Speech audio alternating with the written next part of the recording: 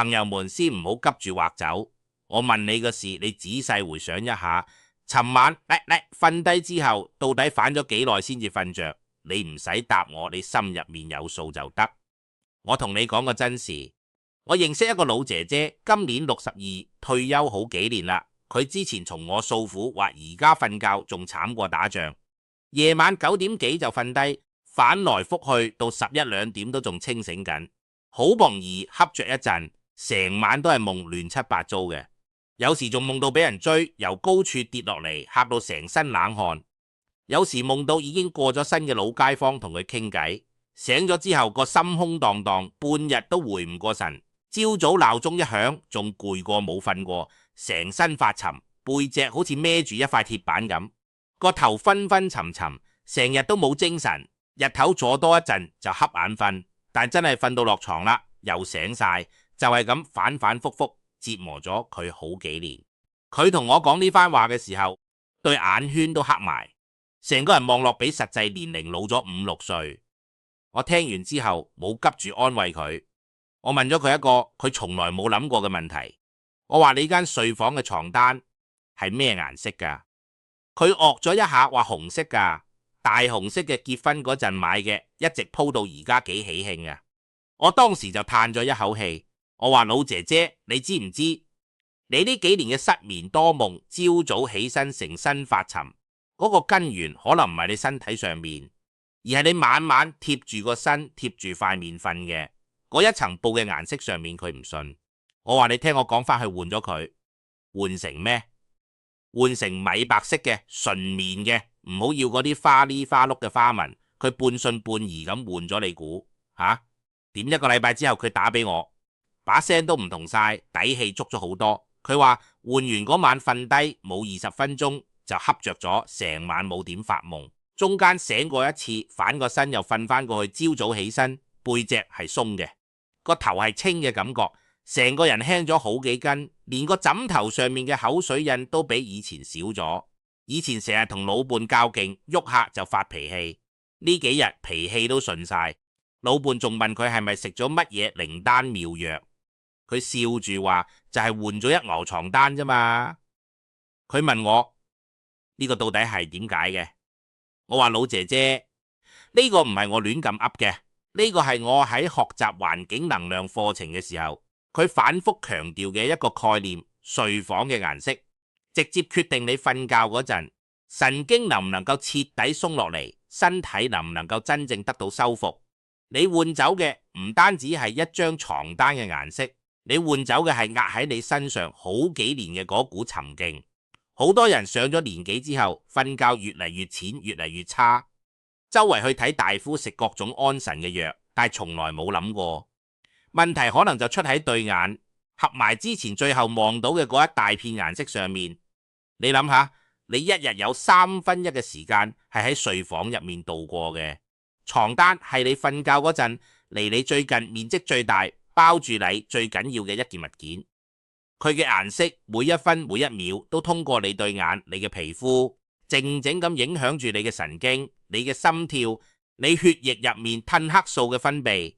我同你講一個醫學上嘅常識，哈佛醫學院嘅研究發現，就算微弱到好似床頭燈一半亮度嘅光線，都能夠透過眼簾影響到大腦深處嘅松果體，進而干擾褪黑素呢種天然安眠藥嘅分泌。而人眼視網膜入面有一群特殊嘅感光細胞，佢哋會將顏色信號傳遞到大腦入面，控制身體24小時節律嘅部分。大腦再根據呢啲信號感知色彩入面蘊含嘅情緒，進而不知不覺咁影響睡眠。你合埋眼嘅時候，你嘅視覺神經並冇停工，佢依然喺度感知周圍大範圍嘅色彩，唔同嘅顏色波段會直接刺激大腦分泌唔同嘅激素，有啲令你放鬆，有啲令你興奮，有啲令你壓抑。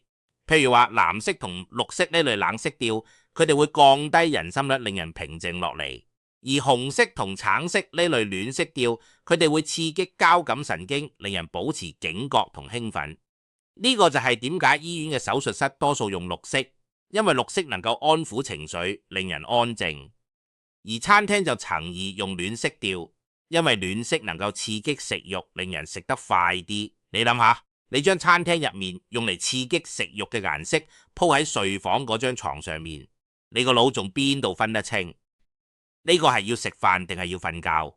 呢個唔係玄學，呢個係有科學根據嘅環境能量學。呢個就係環境能量喺度起作用。你每日生活嘅環境無時無刻都喺度對你施加影響。你揀啱顏色，環境就幫你養人；你揀錯顏色，環境就偷偷咁消耗你。每年都有幾個特別嘅時段係調整睡房氣場，幫身體補充能量嘅最佳窗口期。其中最重要嘅一個就係我哋而家正在經歷嘅季節交替前後嘅呢10日。點解係呢10日？因為呢個時候大自然嘅氣場喺度劇烈轉換，外面嘅暑氣仲未散得清，秋天嘅燥氣已經開始滲入嚟啦。日頭仲熱緊㗎，早晚已經有涼意。人體喺呢個時候最敏感，亦都最脆弱。陽氣開始向內收，陰氣開始向內浮。你夜晚瞓得好唔好，直接決定咗你呢股陽氣能唔能夠順利咁收翻入嚟，儲得住。陽氣儲得住，你秋天就唔容易咳，唔容易感冒。到咗冬天，手手腳腳都係暖嘅。陽氣儲唔住，你成個下半年都蝕住個底嚟過日子。呢度唔舒服，嗰度唔得勁，而且季節交替嘅時候，空氣入面嘅濕度同溫度變化特別大，呢個對人嘅睡眠中樞係一個巨大嘅考驗。好多中老年朋友一轉季就失眠加重，就係因為身體跟唔上外界環境嘅變化。喺呢個關節眼上面，如果你間睡房嘅床單顏色再嚟添亂，咁你嘅睡眠就真係雪上加霜啦。瞓得好，你下半年精氣神足，唔容易生病；瞓得唔好，陽氣收唔到入嚟，人就容易攰，容易心煩，容易呢度痛嗰度唔舒服好多。中老年朋友一轉季就各種毛病揾上門，根源就係呢個轉換期冇調理好。有啲朋友話我轉季嗰陣特別怕凍，人哋着一件單衫嘅時候，我就要着2件。呢個就係陽氣冇守住嘅表現。而喺呢10日入面，睡房就係你身體充電嘅充電樁，床單嘅顏色就係呢條充電線。你用啱顏色，一晚充滿電，第二日滿格出門。你用錯顏色，一晚都喺度漏電，第二日仲係虧電狀態。你成個人點會唔發沉啊？你日日用一條漏電嘅充電線嚟充電話，電話電池好快就報廢啦。同一道理，你日日用錯誤嘅床單顏色嚟幫自己身體充電，你個身體點會好啊？所以今日我會將睡房床單顏色上面最要命嘅3個坑，一個一個同你拆開嚟講清楚。今日嘅內容無論幾忙，我都建議你睇晒佢。你可以順手點個訂閱，唔係為咗我，係為咗你自己間房，請一個長長久久嘅能量小衛士。你點咗訂閱就係同你自己嘅好睡眠結咗一個善緣。以後每期關於睡房佈局、家居養人嘅內容，你都能夠第一時間收到。呢啲都係實實在在幫到你生活嘅小妙招。好過你喺外面聽埋晒嗰啲有嘅冇嘅啊嘛。你諗下，外面是但聽一堂健康講座，人哋都要賣你幾千蚊嘅保健品。我呢度免費將方法教你，你喐下手指點個訂閱，呢件事划唔划算？你心入面俾我清楚，覺得我講到你心坎入面嘅，都可以喺留言區先打一句睡眠安康。我哋先將今日嘅好兆頭，接住將呢份願力種落去。等陣我講到第2種顏色嘅時候，你再睇下你屋企係咪都中招？中招咗都唔緊要，我有辦法幫你化解。好啦，我哋正式開始講第一個坑。第一個坑就係純黑色或者大範圍深暗色系嘅床單。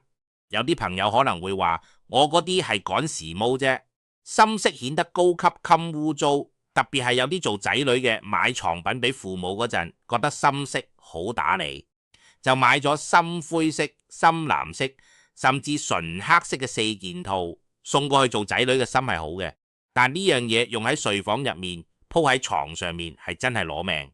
你唔好睇佢只係一塊布，你諗下，你忙咗成日，夜晚沖完涼熄咗燈瞓上床，你對眼雖然合埋咗，但你嘅視覺神經並冇停止工作，佢依然喺度感知周圍環境嘅光暗同色彩。你瞓喺一大片純黑色嘅床單上面，就好似瞓喺一個黑洞上面咁深色，會吸收光線，令睡房顯得格外沉悶，仲會刺激大腦分泌一種叫做皮質醇嘅壓力荷爾蒙。你嘅潛意識會不自覺咁緊張，因為黑暗會帶俾人類最原始嘅恐懼感。你個大腦會分泌一種警覺信號，話俾你知周圍唔安全，要小心。你帶住呢種警覺性嚟瞓覺，你嘅神經能夠完全鬆到落嚟咩？你身體嘅肌肉能夠徹底軟到落嚟咩？你嘅心跳能夠真正慢到落嚟咩？唔能夠。你成晚都處於一種隱隱約約嘅戒備狀態入面。有研究就發現，好多長期使用黑色床單嘅人會出現噩夢增多、情緒低落嘅問題。你諗下，你晚晚都發噩夢，朝早起身點會有精神啊？有啲朋友話，我一晚醒好幾次，每一次醒咗都要抖半日先至瞓得返。我話你知，呢個好可能就係你嗰張黑床單搞出嚟嘅。所以你會發現，長期瞓喺深色床單上面嘅人有一個共通嘅特點，夢特別多，而且多數都係唔好嘅夢，俾人追、跌落懸崖、揾極都揾唔到嘢，或者夢到已經過身嘅親人朋友，五花八門。呢個都係因為你嘅潛意識喺夜晚太活躍啦，佢喺度不斷掙扎，想將你由嗰種壓抑嘅封閉感入面扯翻出嚟。你就好似被關喺一個黑房入面，瞓咗成晚都喺度掙扎，想出去點會唔攰啊？朝早起身之後，你個身體雖然醒咗，但你嘅神經攰咗成晚，仲攰過日頭做嘢，所以你會覺得成身發沉，背脊發緊，肩膀僵硬，好似孭咗成夜麻包袋咁。呢個就叫做睡眠質素差。差嘅唔係時間長短，係深度。你瞓咗8個鐘，但全部喺淺睡眠同發夢入面打轉。人哋瞓咗6個鐘，但人哋瞓得好冧心，睡眠佔咗多數。第二日起身，人哋精力充沛，你仲係冇嚟精神。人哋日頭精神奕奕咁出去散步跳舞湊孫放學，你就喺屋企梳化上面歪住瞌眼瞓。日子耐咗，人哋越嚟越後生，你越嚟越老氣。問題喺邊度？就喺你合埋眼之前，最後望到嘅嗰一大片黑上面。如果你屋企而家正在用純黑色或者深暗色系嘅床單，我建議你翻去就換咗佢。你話你唔捨得掉都行，你揾一張暖黃色嘅床蓋或者米白色嘅薄被鋪喺上面，將嗰種沉重感中和咗佢，打散佢枕頭，換成亮色嘅靠墊，換成暖色嘅，將整體嘅色調提高。咁樣一做，你嘅視覺神經就有咗一個落腳點，唔再係被一整片黑暗壓住嘅感覺。咁樣做咗，你嗰晚就會感覺到唔同。你試下啦，反正換一共床單又唔使幾多功夫，萬一有用呢？萬一困擾咗你好幾年嘅睡眠問題就咁解決咗呢？好，我哋繼續講第二個坑。呢個坑係重災區入面嘅重災區。第二種需要注意嘅床單顏色就係純大紅色或者高飽和嗰度嘅鮮色，係我頭先講10個人入面至少7個人喺鋪呢隻色。唔信嘅話，你而家回想下你身邊嘅老姊妹、老同事，你去佢哋屋企串門嘅時候，係咪有一大半人嘅床上面鋪嘅都係大紅色、玫瑰紅、紫紅色嘅床單？尤其係過時過節嘅時候，去邊個屋企都見到一片紅卜卜。點解咁多人曾意鋪紅色？因為我哋老一輩嘅觀念入面，紅色代表喜慶，代表吉利，代表日子紅紅火火。結婚嘅時候要鋪紅床單，過年嘅時候要換紅被套，平時都覺得紅色可以添啲喜氣。有啲朋友甚至一年到頭都鋪住大紅色嘅4件套，覺得望住個心都暖啲。我阿媽以前都係咁，佢話紅色辟邪鋪住安心。我同佢講咗入面嘅道理之後，佢先至恍然大悟。但係朋友們，我哋要明白一個道理，紅色嘅能量屬性是咩？紅色喺環境能量入面屬於離卦，離卦代表火，代表心臟，代表血液，代表情緒入面嘅興奮同躁動。睡房入面最忌戀紅色太過刺眼，時間長咗心臟、心腦血管容易出問題，血壓都容易唔正常。好多人想唔明點解自己血壓控制得唔好。你諗下，你日日都瞓喺一片紅上面，你嘅心腦血管點會唔受影響啊？呢個火你日頭用啱嘅，佢係熱情，係活力，係精氣神。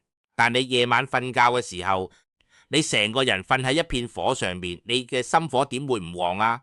你嘅血液點會唔活躍啊？你嘅情緒點會平靜得落嚟啊？你諗下，火喺燃燒嘅時候係咩狀態？係躁動嘅，唔安定嘅，向上竄嘅。你嘅心火一路向上竄，你點會瞓得冧啊？我同你講一個真實嘅故事。我仲有一個朋友係個男嘅，50幾歲，佢同我講佢老婆瞓覺特別差，晚晚翻來覆去，到下半夜先至恰着一陣，脾氣越嚟越大，喐客就發火。兩公婆因為呢個事成日鬧交，佢老婆甚至懷疑自己係咪更年期特別嚴重，仲去醫院開咗唔少藥。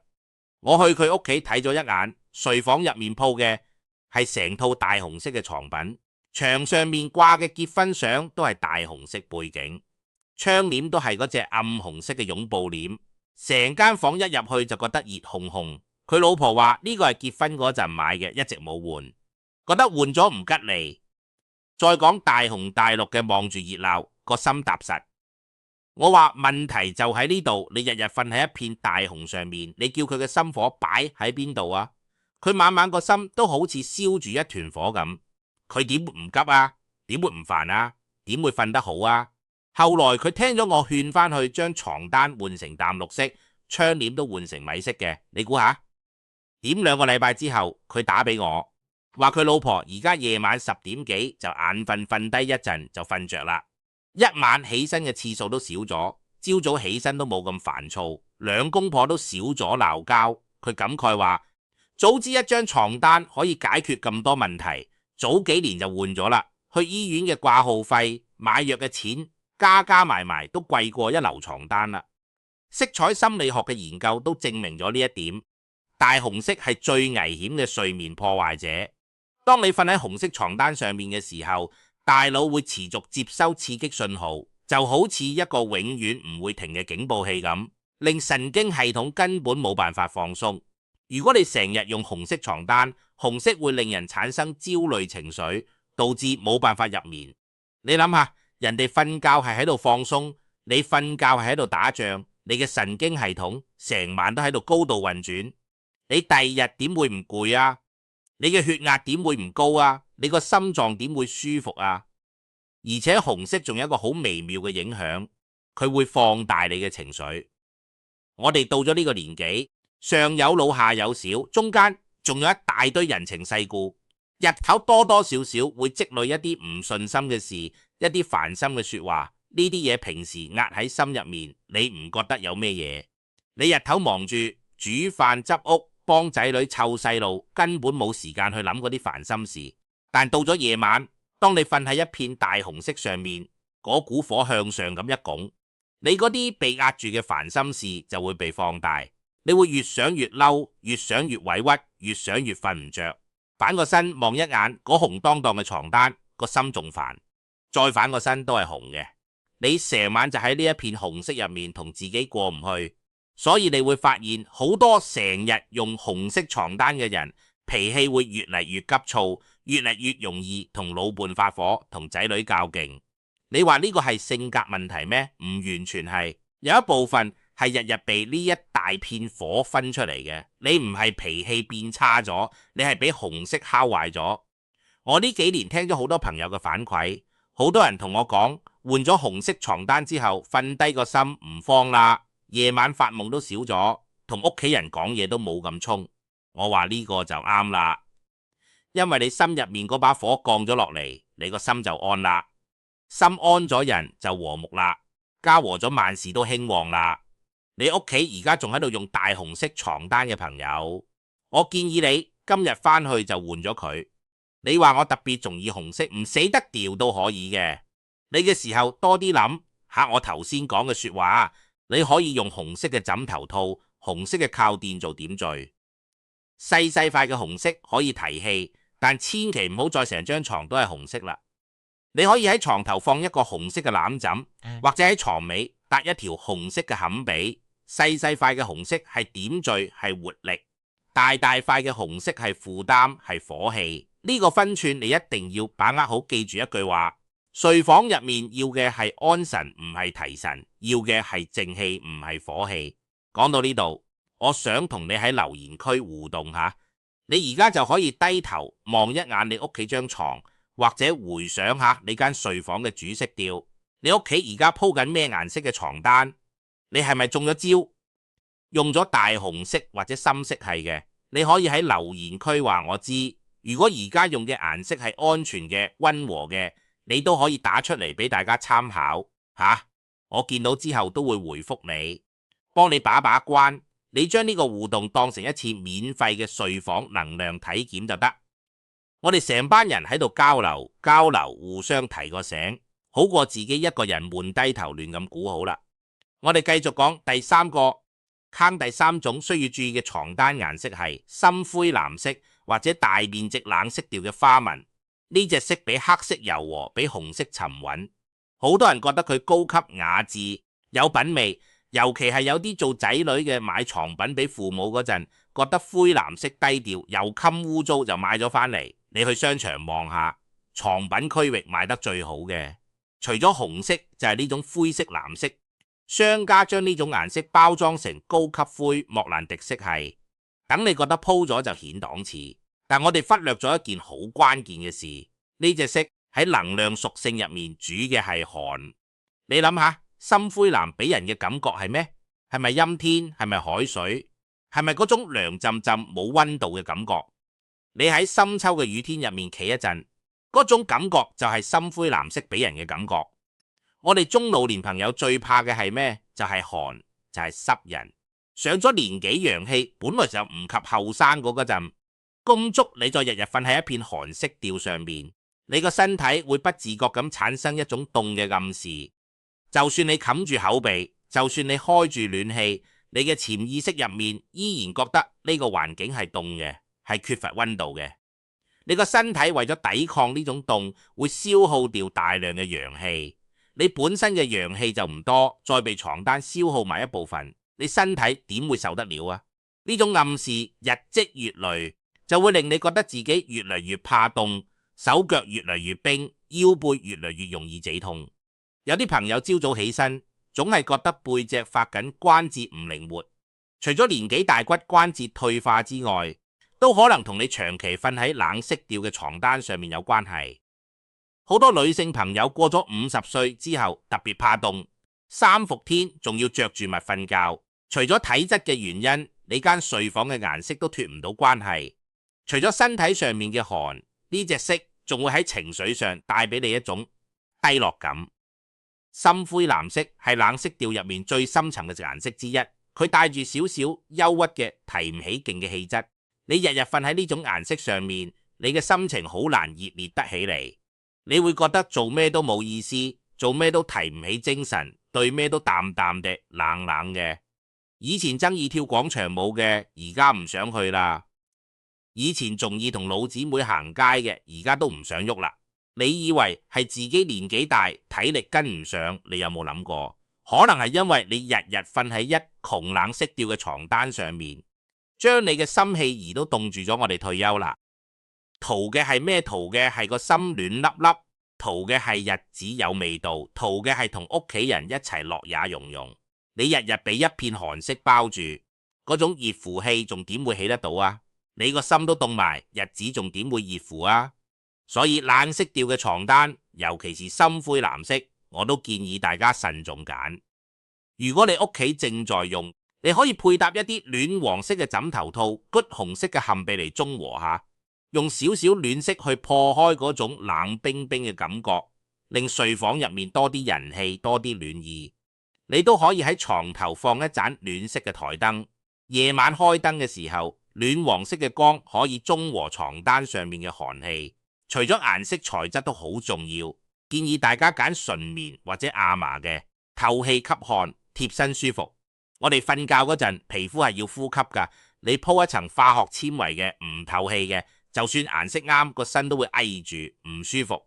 棉同亞麻係天然材質，佢哋可以吸走你身上嘅汗氣，保持床面乾爽。你瞓喺乾爽嘅床單上面，同瞓喺濕悶嘅床單上面，嗰個睡眠質量完全唔同，好似一啲仿真斯特倫嘅床品，望落光鮮，瞓落去就翳住。我係唔建議大家用嘅。顏色揀啱咗，材質揀啱咗，呢個只係第一步，仲有幾個小細節做得好嘅，效果直接翻倍。第一個細節，檢查你嘅床頭櫃，快啲將床頭櫃上面嗰啲食剩嘅藥樽、擺咗好耐嘅雜物、封晒塵嘅擺設全部收走。睡房唔適宜擺放雜物器，要流通先至可以養人。床頭係你瞓覺嗰陣個頭嘅位置，係你放鬆嘅地方。你堆日低堆亂七八糟嘅嘢喺嗰度，潛意識入面就係塞嘅你嘅睡眠能量流通唔順暢，就容易瞓得唔安穩。你諗下，你個頭旁邊放一堆雜七雜八嘅嘢，你嘅潛意識入面就會覺得呢個環境係亂嘅，你瞓覺嗰陣個心就唔踏實。第二個細節，檢查你嘅床位擺放，床位最好床頭靠實牆，唔好懸空，亦都唔好對正房門。床頭靠牆就好似有靠山咁，個心踏實，瞓得安穩。床位都唔好對正鏡，鏡對住床容易令人半夜扎醒，心神唔寧。仲有床位盡量唔好喺橫梁下面，橫梁壓頂會令人有無形嘅壓迫感，長遠落嚟容易導致精神緊張同睡眠質量下降。你翻去睇下你屋企床位有冇犯呢啲忌位，如果有稍為調整下嗰個位置，睡眠質量即刻就唔同晒。第三個細節，趁住呢10日窗口期天氣好嘅時候，將你屋企嘅被褥攞去露台曬。朝早10點到下晝2點之間，陽光最充足嘅時候曬佢2-3個鐘，曬完之後夜晚冚住你聞，有陣太陽嘅味道，嗰個味道就係最天然嘅正能量，佢可以驅散被褥入面積聚嘅濕氣陰氣，等你瞓得更暖更安心曬被嘅時候，記得反一反，兩面都係臭，效果最好。如果屋企露台曬唔到嘅，可以攞去樓下嘅晾衫場曬。總之一定要俾張被見下。太陽第4個細節，睡房嘅燈光唔好太光，唔好太刺眼。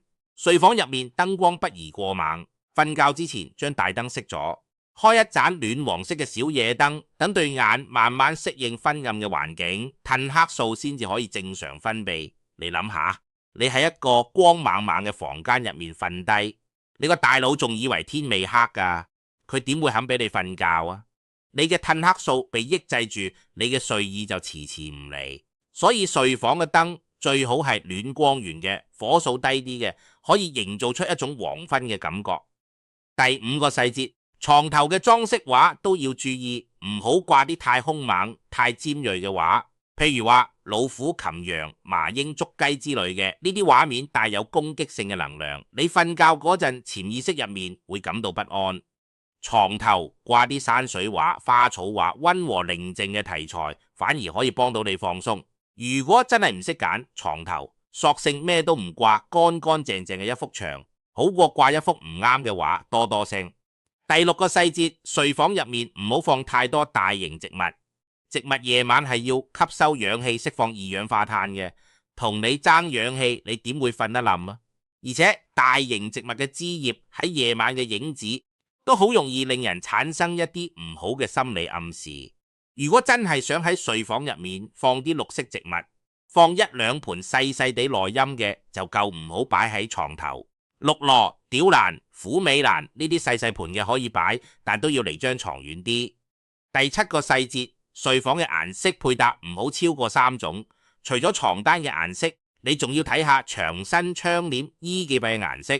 如果成間睡房花哩花碌顏色超過3種以上，你嘅視覺神經就會一直處於一種處理信息嘅狀態入面，冇辦法真正放鬆落嚟。所以睡房入面嘅主色調最好統一米色嘅牆、米色嘅床單、米色嘅窗簾，呢種協調嘅配色最能夠令人安心入睡。第8個細節，床下底唔好堆嘢。好多朋友曾意將唔用嘅舊物換季嘅鞋子箱都塞喺床下底，覺得咁樣可以慳位。但你有冇諗過，床下底堆滿晒嘢氣，流冇辦法由床下底通過，成間睡房嘅空氣就塞住晒你。喺一個塞嘅環境入面瞓覺點會舒服啊？所以床下底要清空，保持通風，等氣場喺房間入面自然流動，你嘅睡眠先至會順暢。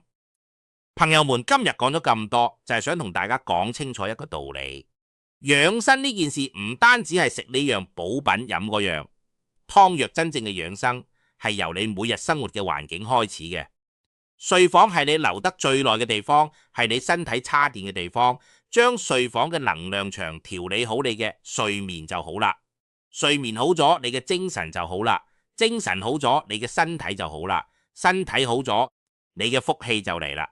你知道一個人瞓得好同瞓得唔好，一年落嚟個差別有幾大嗎？瞓得好嘅人一年四季精氣神足，身體硬朗，心態開朗，屋企內外都順順利利。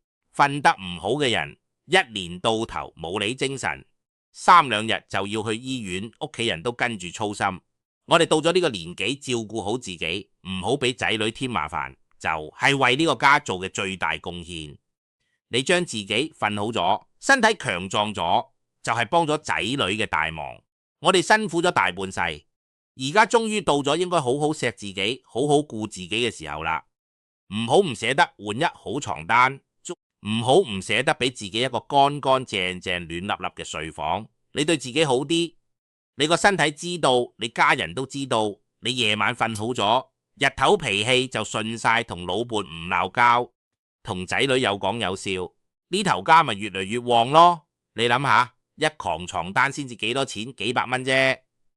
但你因為瞓唔好而去一次醫院掛號檢查開藥，邊樣唔貴過一籠床單啊？